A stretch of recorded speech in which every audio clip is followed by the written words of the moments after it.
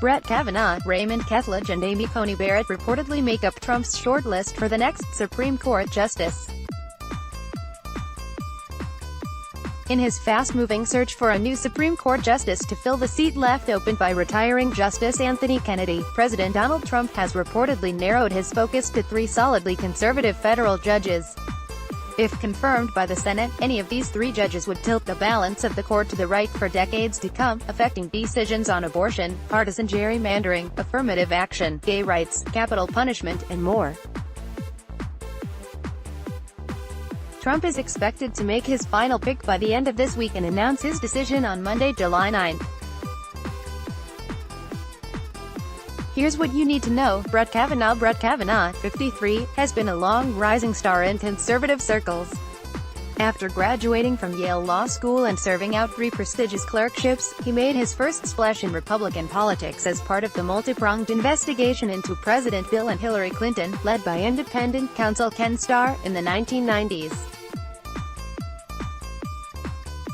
Kavanaugh co-wrote a portion of the final Starr report that made the case for Bill Clinton's impeachment.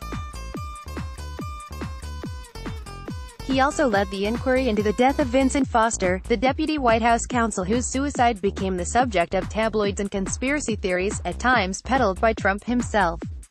2 years later, Kavanaugh was part of George W. Bush's legal team in the fight over the 2000 presidential election recount. After a Supreme Court victory for Bush essentially meant the electoral defeat of Democratic nominee Al Gore, Kavanaugh took up various roles in the Bush White House, including in the office of the White House counsel. In 2003, Bush picked Kavanaugh for the high-profile U.S. Court of Appeals for the D.C. Circuit. His nomination was heavily contested in the Senate, stalling out for almost 3 years as Democrats accused him of being overly partisan. The bottom line seems simple: this nomination appears to be judicial payment for political services rendered. Sen. Chuck Schumer, DNY, said during the initial set of confirmation hearings in 2004. Kavanaugh fought back, saying that whether someone was a Democrat or a Republican before being nominated, history suggests that individual will serve as an independent judge under our Constitution. On the D.C. Circuit bench, Kavanaugh emerged as an outspoken champion of unitary executive theory, which allows for effectively unchecked presidential power over the executive branch. Kavanaugh has argued that a president shouldn't be burdened by lawsuits, investigations and indictments, a position that may be of great interest to the White House as special counsel Robert Mueller continues his investigation into Russian meddling in the 2016 election. Kavanaugh's most prominent opinion on abortion rights came in 2017 when he wrote in dissent not to allow an undocumented teenager to seek an abortion while in federal custody at the U.S. border in Texas. Kavanaugh argued that the judges in the majority had created a new right for undocumented immigrant minors in U.S. government custody to obtain immediate abortion on demand. He emphasized instead the government's permissible interests in favoring fetal life and refraining from facilitating abortion, language that certainly appeals to opponents of abortion rights. Kavanaugh's hundreds of other opinions during his 12 years on the D.C. Circuit have been reliably conservative. He has written almost entirely in favor of big businesses, employers in employment disputes, and against defendants in criminal cases, said Adam Feldman, a lawyer who publishes the blog Empirical SCOTUS. Kavanaugh was also consistently vocal critic of President Barack Obama's environmental protection rules. 2 of his opinions upheld Obama's signature legislation, the Affordable Care Act. However, Kavanaugh later ruled in support of religious organizations in another case against the ACA. CNBC reported Thursday that Kavanaugh has emerged as Trump's top pick. Amy Coney Barrett, 46, is a former Notre Dame law professor and one-time Supreme Court clerk to conservative firebrand Antonin Scalia. She was appointed to the U.S. Court of Appeals for the 7th Circuit last year and has served on the bench for only 8 months.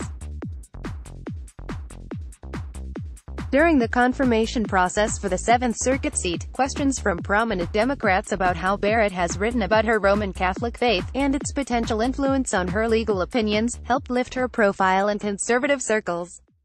Democrats were concerned in part over a 1998 article co-written by Barrett that argues Catholic judges should consider recusing themselves from some cases involving the death penalty because of their potential moral objections to capital punishment. I think whatever a religion is, it has its own dogma. The law is totally different. And I think in your case, Professor, when you read your speeches, the conclusion one draws is that the dogma lives loudly within you, and that's of concern when you come to big issues that large numbers of people have fought for years in this country. Sen. Dianne Feinstein, D.Caliph, said at Barrett's confirmation hearing. At the time, Barrett rejected the notion that her faith would influence her work as a judge. If you're asking whether I take my faith seriously and I'm a faithful Catholic, I am, although I would stress that my personal church affiliation or my religious belief would not bear on the discharge of my duties as a judge. Barrett's nomination to the 7th Circuit was also fiercely opposed by several women's rights groups, who worried about her position on reproductive freedom. In public remarks, she has said she believes that life begins at conception, and she has spoken critically of Roe v.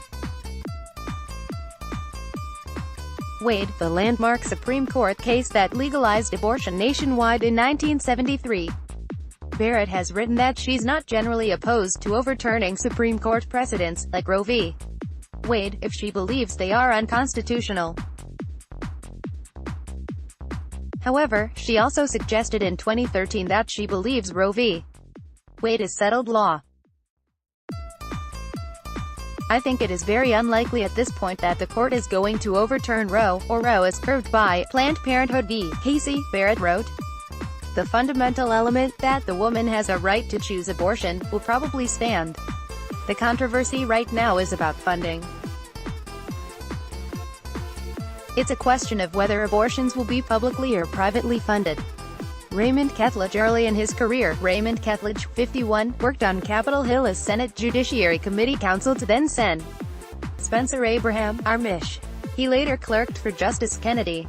In 2006, he was nominated to the U.S. Court of Appeals for the 6th Circuit by Bush, but his confirmation was delayed due to Democratic opposition against Bush's nominees. Kethledge finally got the Senate's nod in 2008. During his confirmation hearings that year, he stressed the pride he'd felt as a lawyer doing pro bono work for some low-income Detroit residents trying to keep their homes. He also discussed presidential power, in noting that the three branches of government are co-equal. Clearly, there are limits on the executive power. There are limits on the commander-in-chief power. I would say that no one is above law, and that goes in wartime as well as in peacetime. Kethledge said. Those words might suggest he would not be as deferential to the president's power as Kavanaugh might. Kethledge's views could also be tested if he were to be confirmed to the Supreme Court as Mueller continues to investigate the Trump campaign. Kethledge has been reliably conservative during his decade on the 6th Circuit, although he hasn't been tested with tough questions on issues like abortion or gay rights. Wrote a unanimous opinion forcefully rejecting an Equal Employment Opportunity Commission lawsuit that sought to limit private employers' use of credit checks on job applicants. The EEOC argued the practice was racially discriminatory, in what the Wall Street Journal's editorial board called the opinion of the year. He also delivered a victory to Tea Party forces when he wrote an opinion ordering the Internal Revenue Service to disclose documents it created about conservative groups that it was allegedly targeting for claiming non-profit status. The White House has kept tabs on Kethledge for some time. He was reportedly in consideration for the last Supreme Court vacancy, which went instead to Justice Neil Gorsuch. Earlier this week, conservative pundit Hugh Hewitt called on Trump to nominate Kethledge, calling him Gorsuch 2.0. Download. Do you have information you want to share with HuffPost? Here's how.